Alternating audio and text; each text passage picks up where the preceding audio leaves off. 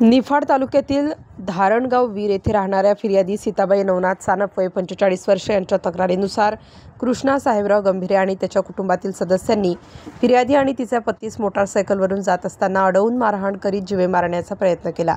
सदर घटनेचा सीताबाई नवनाथ सानप यांच्या सासऱ्यांनी कृष्णा गंभीरे यांना जाब विचारला असता कृष्णा गंभीरे यांना सासऱ्याच्या बोलण्याचा राग आल्याने त्याने त्याचा जेसीबी मशीन चालकाला जेसीबी मशीन थांबवण्यास सांगितले व त्याने जेसीबी मशीनमधून लोखंडी रॉड काढून जीवे मारण्याची धमकी देत सासरे सुखदेव लक्ष्मण सानप यांच्या डोक्यात गंभीरपणे मारहाण केली। तसेच कृष्णा गंभीरे यांनी संपूर्ण परिवाराला मारण्याची धमकी दिली।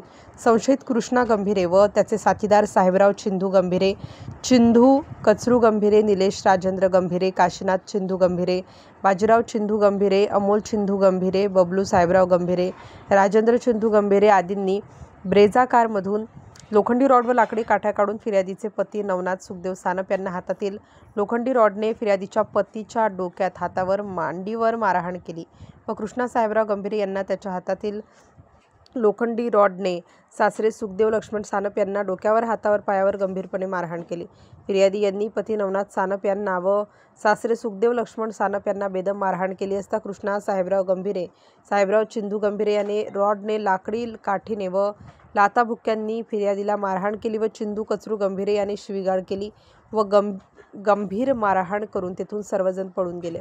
सुखदेव लक्ष्मण सानप यांना डोक्याला गंभीर मार लागल्याने त्यांच्यावर वसंतराव पवार मेडिकल कॉलेज येथे उपचार सुरू आहेत।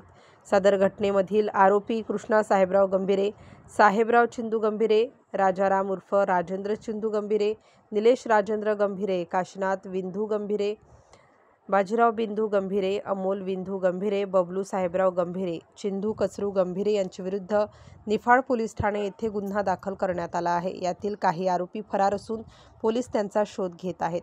Star news bureau, Nashik.